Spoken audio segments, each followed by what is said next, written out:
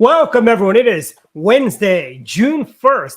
Welcome to MDGOP's Direct Line with our special supersized Chesapeake Governors shows. Today, we don't have one governor. We don't have two. We have three governors today. We've got Governor Ehrlich of Maryland, Governor Allen of Virginia, and Governor/Ambassador Gilmore of Virginia.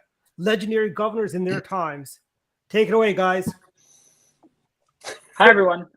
My name is Ryan Nidek, and I'll be your host for this evening. I guess to start off the show, there's just so much to talk about. But I think the overwhelming thing just in the political news today is, Joe Biden's approval ratings are underwater. There's not a lot of reasons to be optimistic about, the current administration and the current goings on in Washington. I guess any one of you can take this away, but, what are we looking at going into November? Got to be a good year for Republicans, I would hope.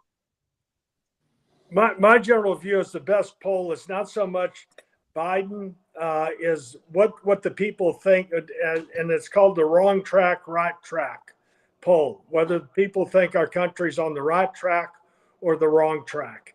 And it's just overwhelmingly people feel we're on the wrong track. And who's ever in power is going to get either the credit or the blame for it. Then when you look at the specific issues that people care about, as you would imagine, it's inflation, the cost of gasoline, cost of food, all of that. And it's a cost of living issue. And then there's people concerned about crime. They're also concerned about security at our border.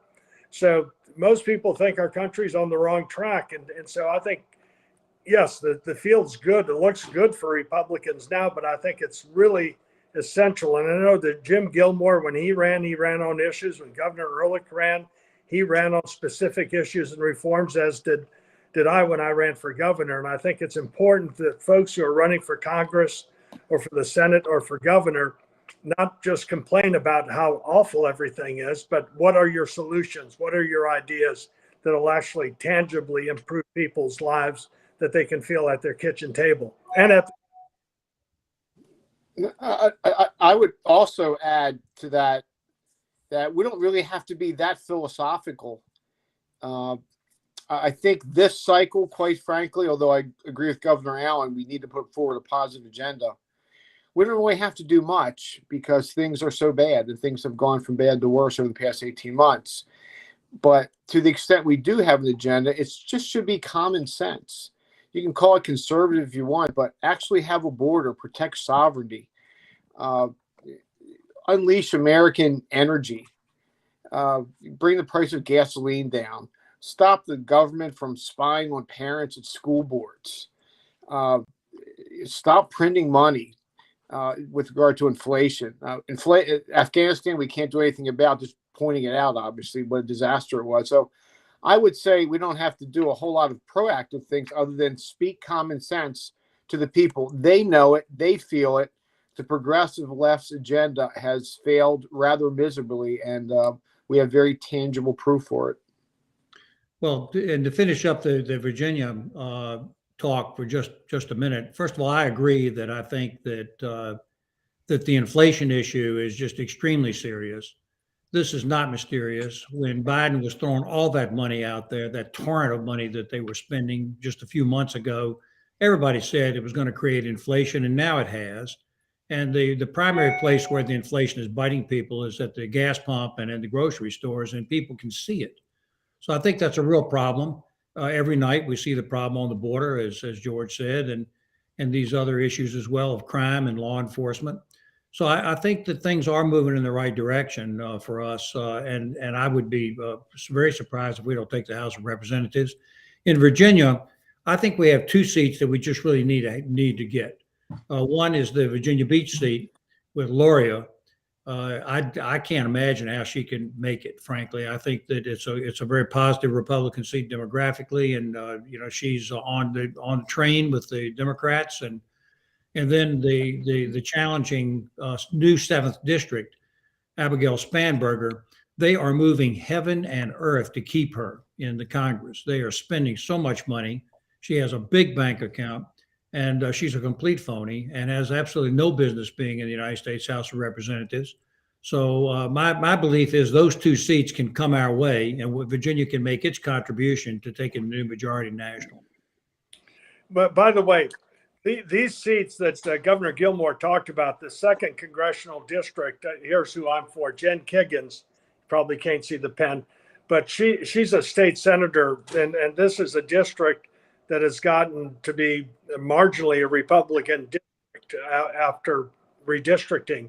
And it's the Eastern Shore, so it borders Maryland. So it's got Accomack County and all of that on the Eastern Shore, Virginia Beach, part of Chesapeake, Suffolk, Isle of Wight, and a little bit of Southampton County.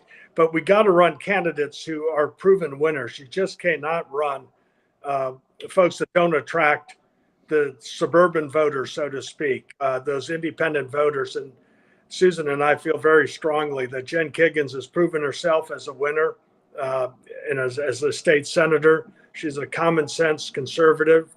She also is a Navy helicopter pilot, which matters a lot in this district where there's so many military and military retirees. And the Navy, obviously, is really a big factor in this area. And she's also a nurse. So I think there's a lot of attributes that she has that ought to be attractive to voters in this district. And then the seventh, I'm for Bryce Reeves, and he's a state senator, represents part of that new 7th district, and I like him.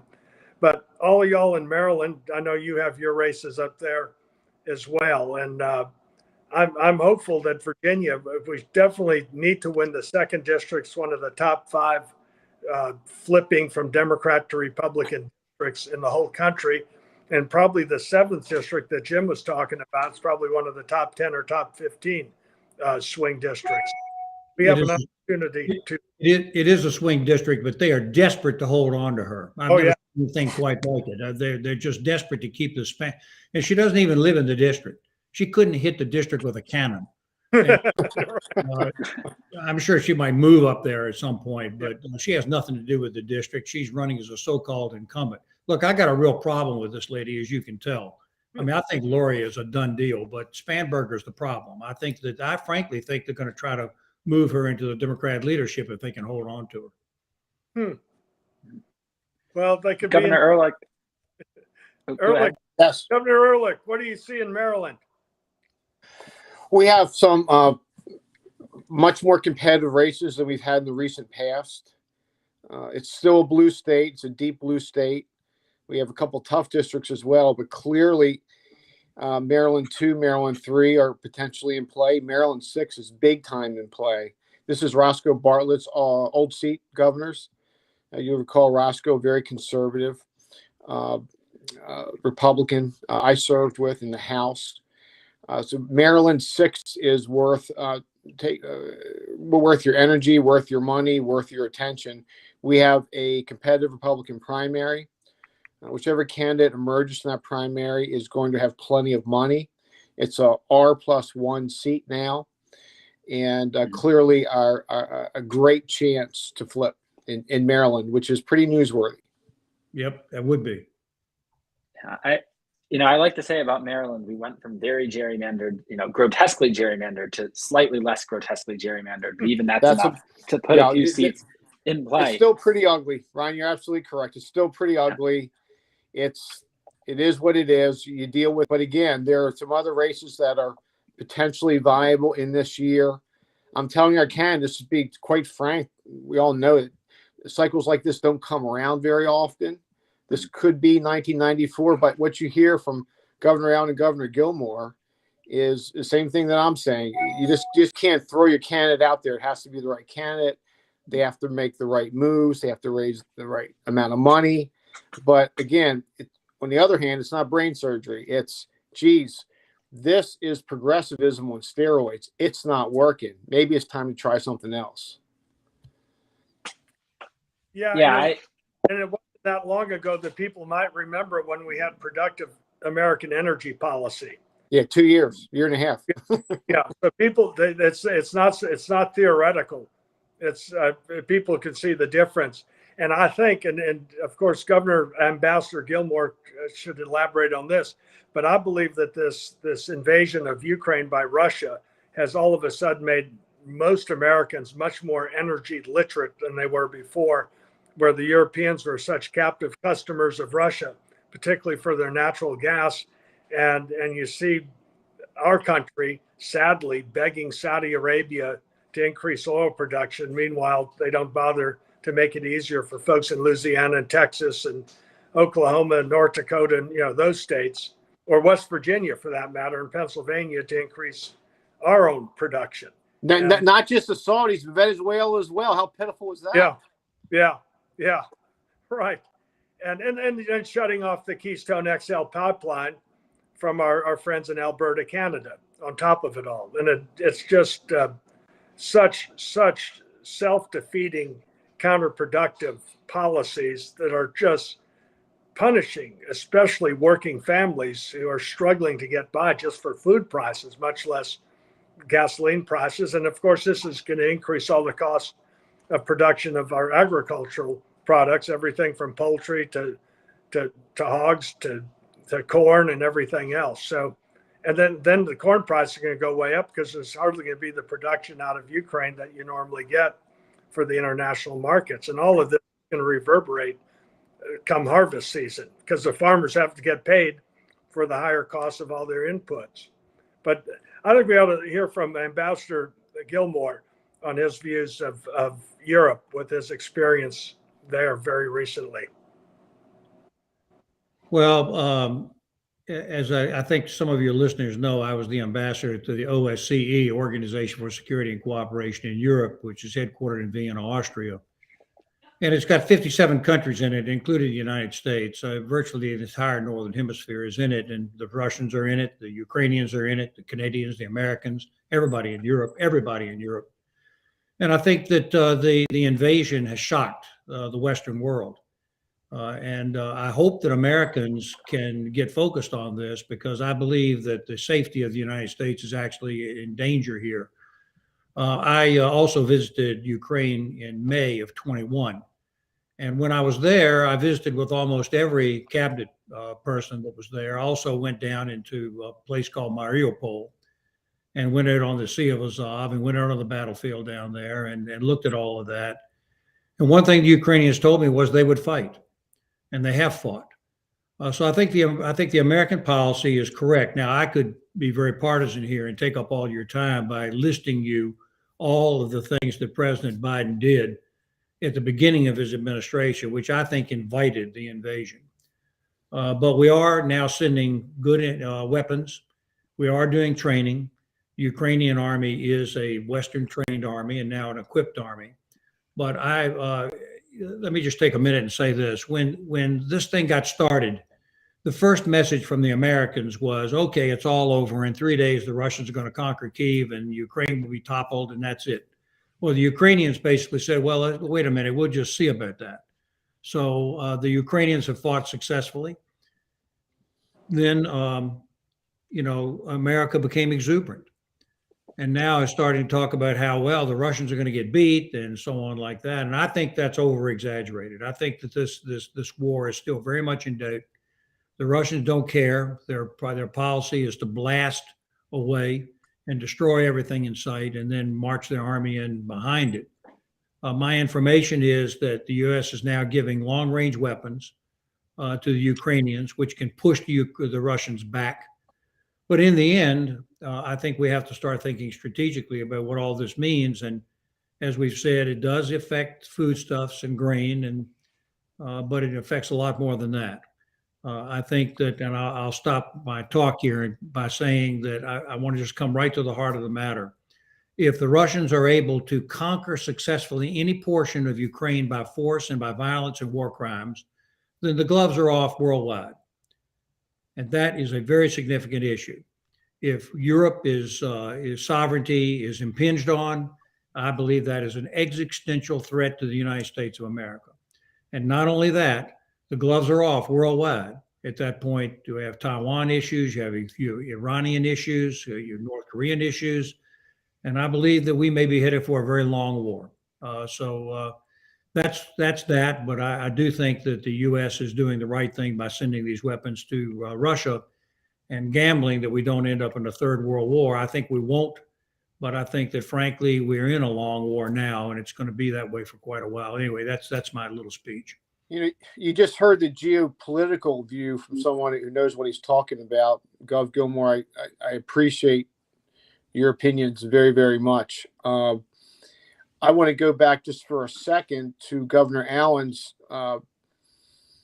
touching on the economics of energy, Economics 101 being now brought to the American consumer in a very tangible way, and also bring in President Trump. There's a video that was going around on Fox, of course, not the cable stations, but on Fox, with respect to a Gov Gilmore. You certainly remember this, and Gov Allen, you do as well.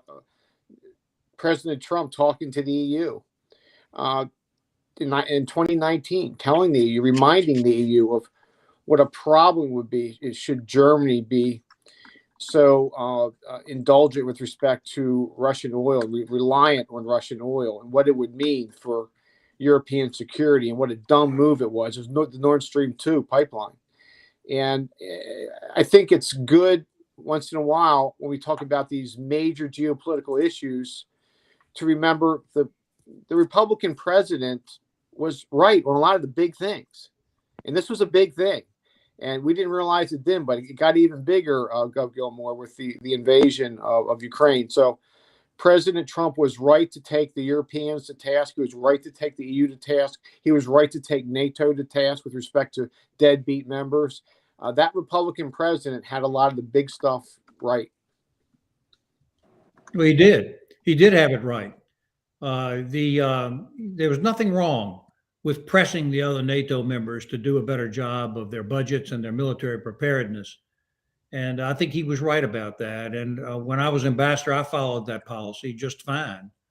I'll tell you a quick story, and then we'll stop. But what OSCE had a large number of monitors in eastern Ukraine, which has been occupied by the Russians since 2014. The mission ran out of money. So naturally, the OSCE came to me with a tin cup and said, well, the Americans are going to have to make up the gap. Well, the truth is that I had enough money in my mission budget to make up the entire gap myself on behalf of the United States. And I told them no. I told them when the Russians, when the Germans, the French, the British, and all the rest of them begin to kick in appropriately, then the U.S. would then make up some of the difference. And they all did. And you know why they did? Because they've been listening to President Trump.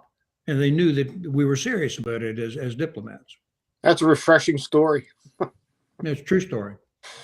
Well, and they're all, you know, President Trump, what he was doing as far as all the European NATO nations pitching in, and these were commitments they made. All he's doing is asking them to keep their commitments.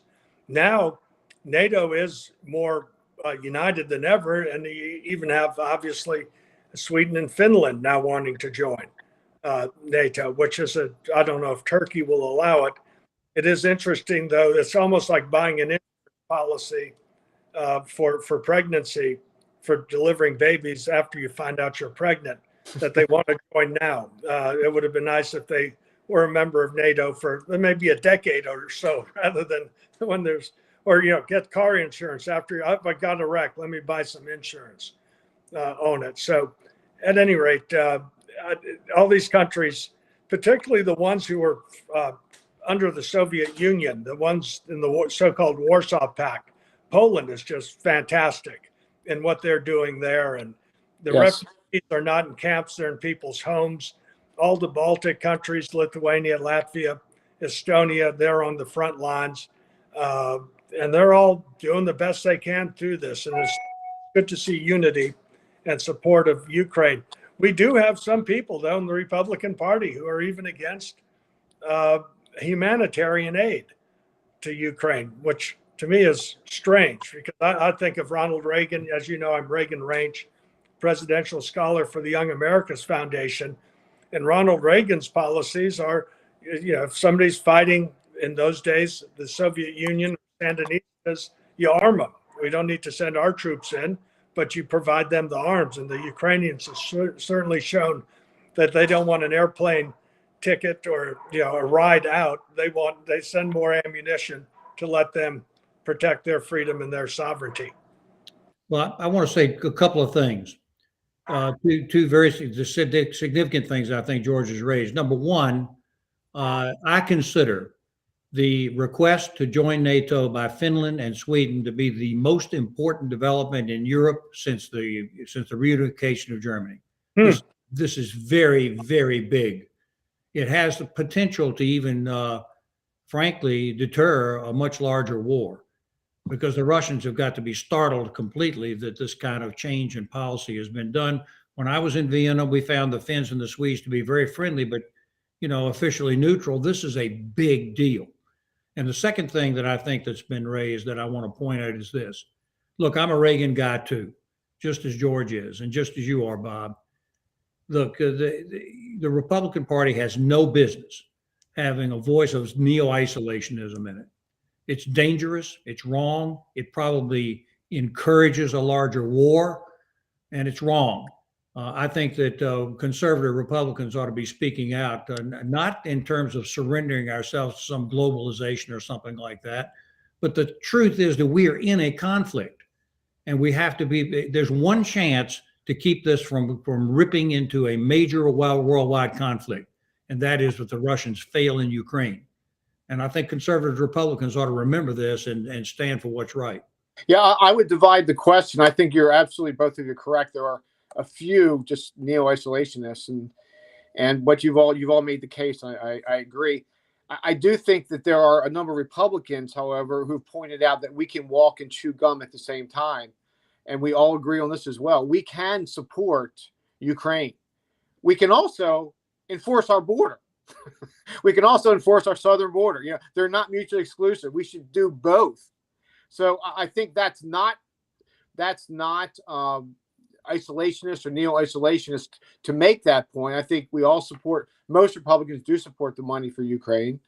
I think it should be properly understood how it's spent. I think that's fair to ask. It's $40 billion. But I think the vast majority of the party does. On the other hand, I think it's equally legitimate to say, you know what, we need to care about these people. It's the right and good thing to do for all the reasons we've discussed. But it's also really right and really good for the American public to understand sovereignty means something, our southern border means something, and the Biden administration has just failed utterly with regard to illegal immigration. Yeah, well, and most people see the hypocrisy of Washington is that here we are trying to help Ukraine, as we should, protect their sovereignty and borders. How about doing it here in the United States as well? It's just plain common sense. Yep. Common sense again. I will say this. Some of the Republicans have been saying, well, we want to make sure that the money is spent right. Actually, I don't have any trouble with that. I don't think the Democrats come to the table with any credibility on spending. So there's nothing wrong with having something to make sure that the money on Ukraine has been spent correctly. But that can't be a ruse for trying to pull back and say that this isn't important. My concern all along, frankly, has been you guys write it down. I'm still worried about it. There are two things that really worry me. The first is I'm afraid that the Americans and their allies will decide to push Ukraine into a negotiation which gives away something. And we saw Kissinger the other day basically say, well, they ought to settle by giving up some territory. No, if the Ukrainians do that, it's their decision, not ours. Right. But if they decide to stick to their guns, and we have no business telling them that they surrender territory to the Russians. I want to repeat this again. If the Russians succeed in getting anything as a result of war crimes and aggression, the gloves are off worldwide. And then the second problem that I've been focusing on is, frankly, the Americans have a tendency to get bored. We just get bored. We like the next shiny thing. And we've seen plenty of those come up. And I'm really worried that the West and with the Americans are going to just lose interest in the Ukrainian issue because they don't understand how important it is. Anyway, that's my 2 cents. No, I think I'd like to, I think we're all pretty much on the same page as usual in that, but I just like to ask my colleagues here. I have to say, I am surprised. I'm not shocked. I'm not shocked at anything progressives do, but I am surprised at the lack of even attempting to pretend to try to do something about what's happening at that border. I mean, you talk about unfair, dangerous, the sex trafficking, the drugs, the fentanyl, the terrorism, the loss of sovereignty, what they're doing to the border patrol. I mean, there's not even a pretend campaign going on here. And yet we see the film every night. We see what's happening in these border towns. We see Democrats in these border towns screaming bloody murder appropriately. Yet the administration, the border czar, the vice president, wherever she is, we hear literally nothing. We hear basically we're going to undo Article 42. And I have to say, on the heels of a midterm election where they're likely to get smacked, and this is one of the top 3 issues in the country, I'm actually surprised. Your thoughts? Well, my thought to start with is that to point out that who actually brought this issue up in the first place? President Trump. Yeah. Nobody was talking about the border until President Trump started talking about the border. You know, look, President Trump has a way of rubbing everybody the wrong way. He just has this tendency to be rude and so on like that. But he was talking about the right issue. Yeah. He's talking about the right issue. And I might say, George, that I think that Glenn Youngkin, Governor Youngkin, is talking about the right issues in Richmond right now. We're seeing a shift in a positive direction in Virginia because of his election. So instead of talking about all kinds of crazy stuff, that the ideological left-wing stuff, we're now talking about tax cuts and the appropriate development of Virginia. Well, nationally, President Trump was the one that raised the border issue. He's the one that focused America on it. And I think you're right, Bob. I think that we ought to be able to fight the long international war and still take care of things like the border too. There's plenty of money out there. Yep. There's plenty of money. We just have to appropriate it to do the right things. Yeah. Well, but they had the money for the border. They're even wasting money storing the fencing. Texas, maybe Arizona is looking to fund it themselves to put up the metal fences that have all, are just stacked there.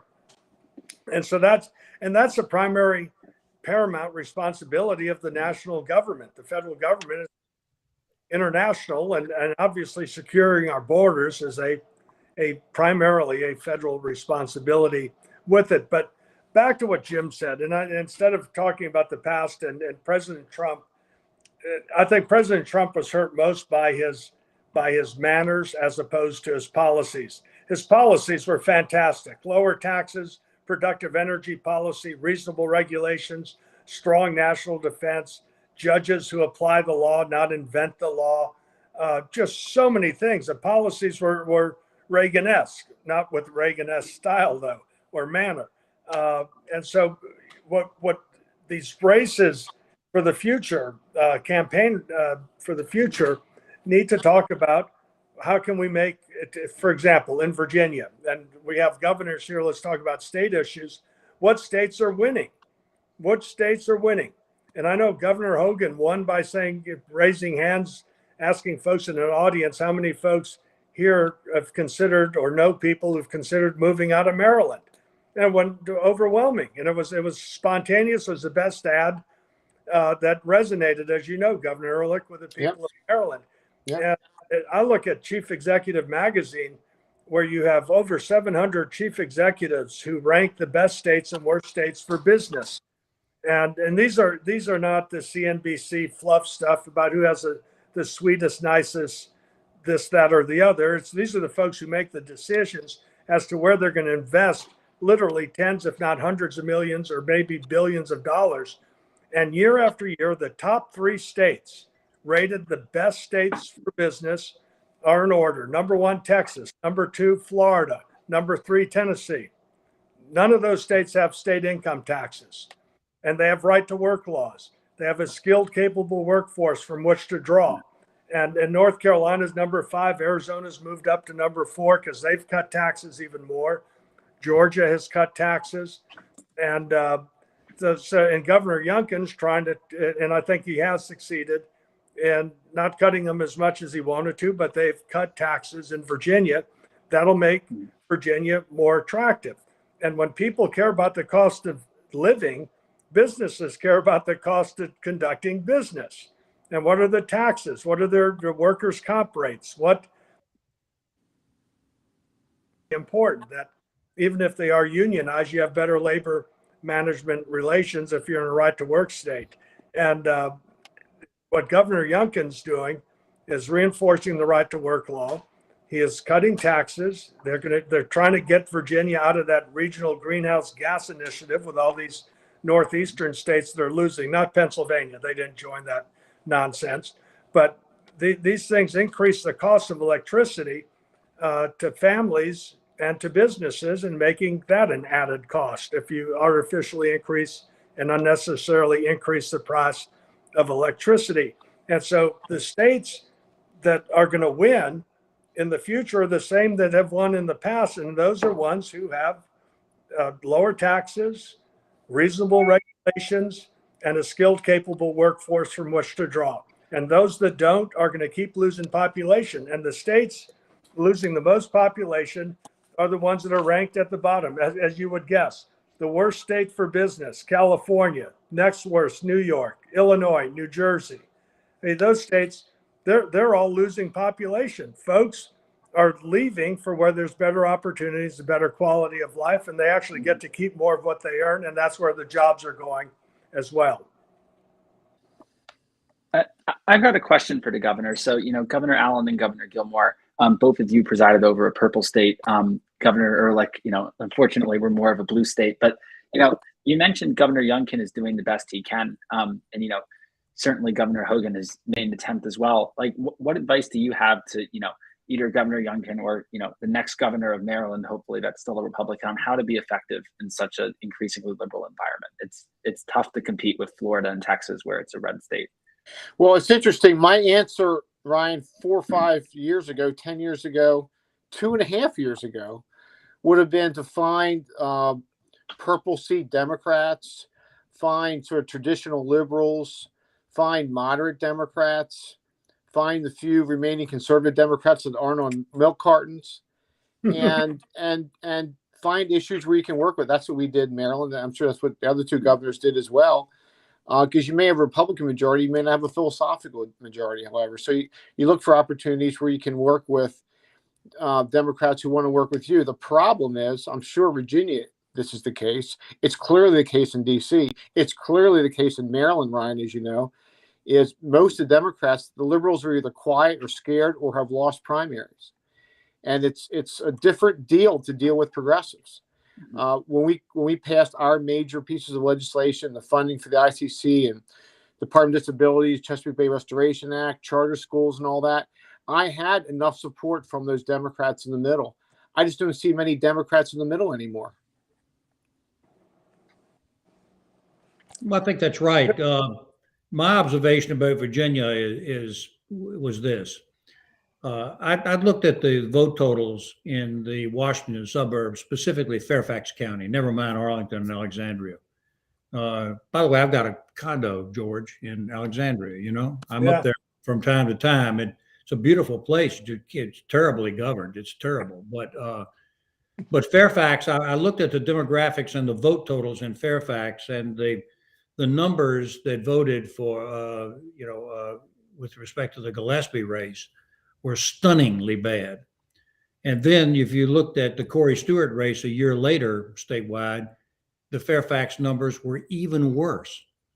So I just came to believe that sooner or later we're going to have to do something to make an appeal to the people of Northern Virginia, or we're not going to win too many more statewide elections. So when this last election came around, people said to me, "What do you think?" And I said, if you look at the Fairfax numbers, something has to change. So the question is, in the Youngkin race, did anything change? And the answer is yes, something did change. And that was that the suburban mothers and fathers, particularly in Fairfax County, didn't like their children going to public schools and being indoctrinated.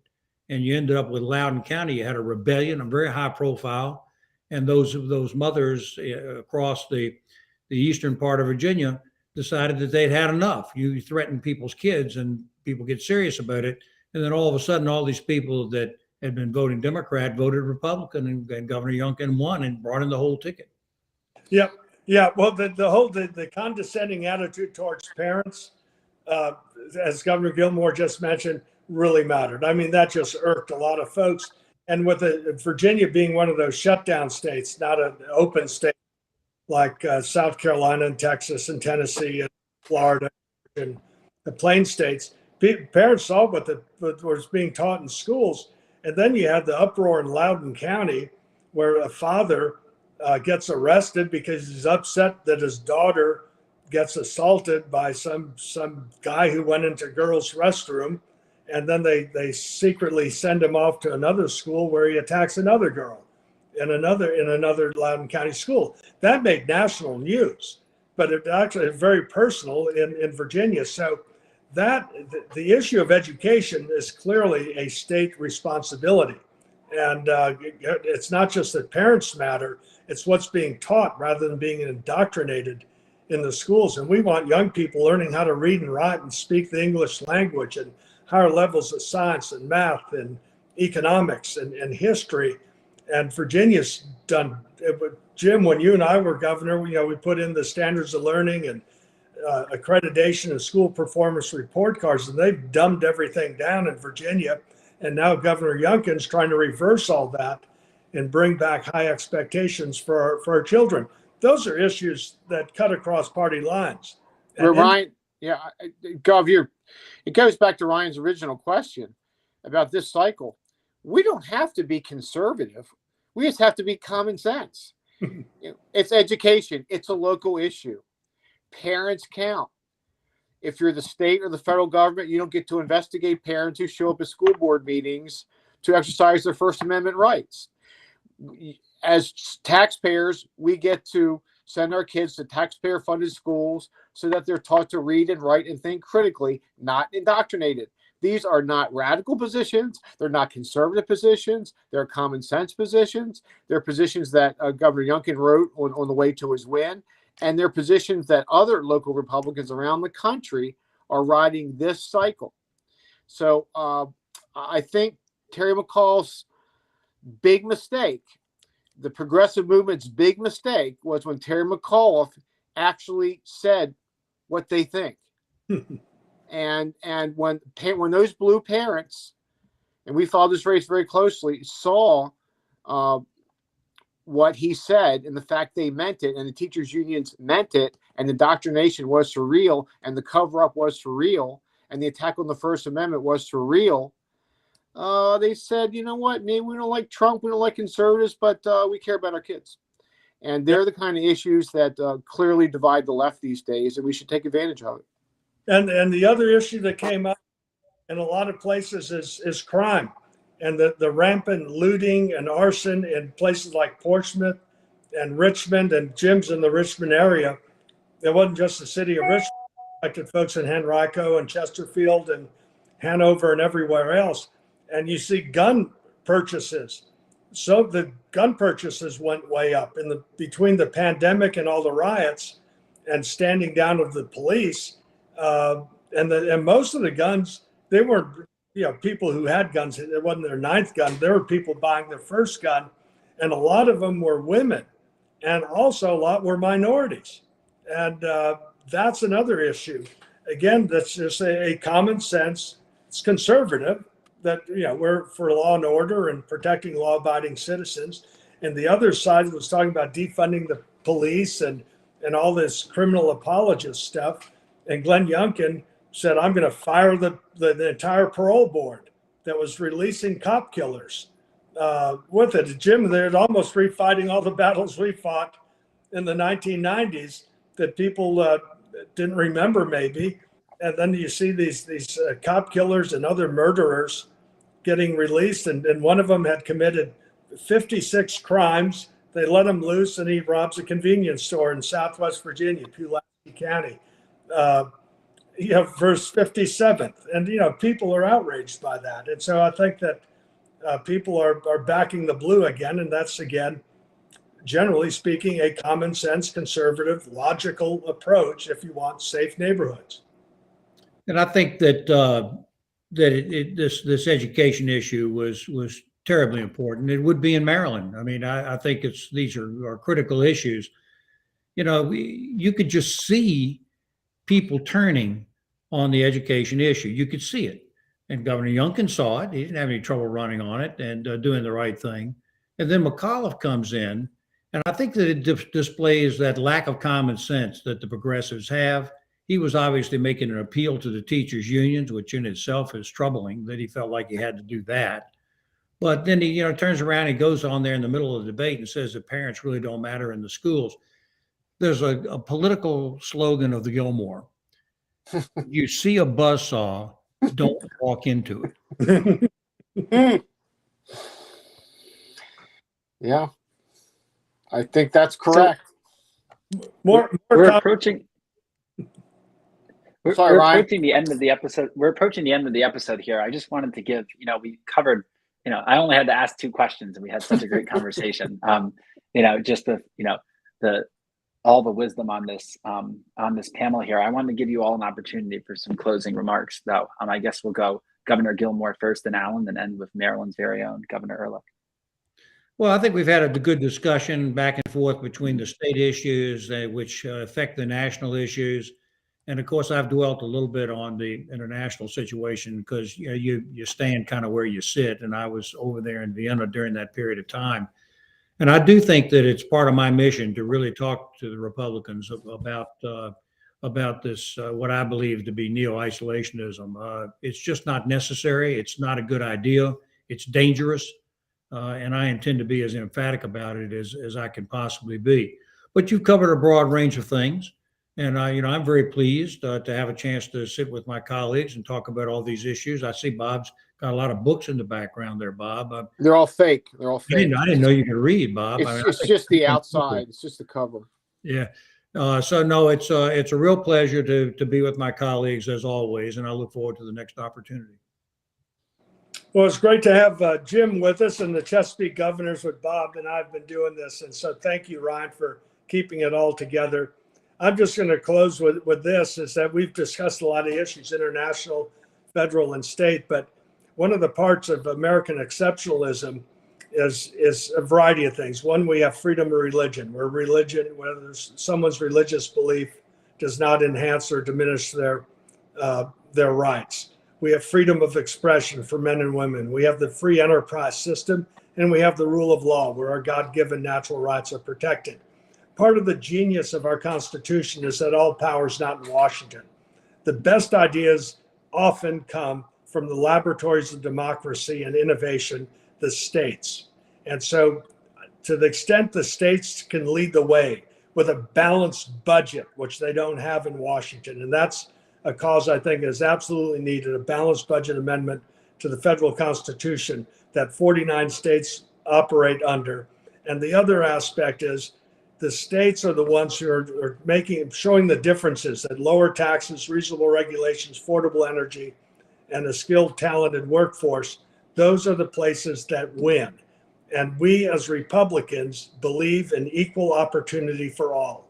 We are for a meritocracy where everyone, regardless of their race, religion, gender, ethnicity, religious beliefs, whatever it may be, have an equal opportunity to compete and succeed. And the role of the government is make sure you have a competitive environment for investment and jobs, and you have good schools, and you have safe communities. You do that, and we have a prospering America.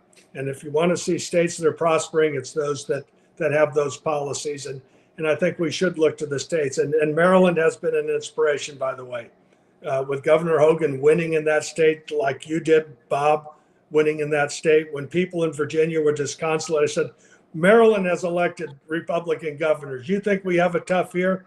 Look at Maryland. And with that, I'm going to hand it off to our quarterback, strong safety, Governor Bob.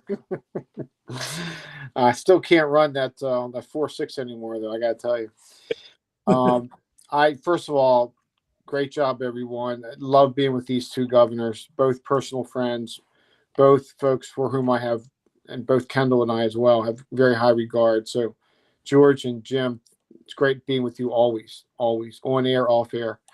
I would just conclude with this thought. It's really tough to watch the news every day. It's really tough to watch what's happening in Ukraine.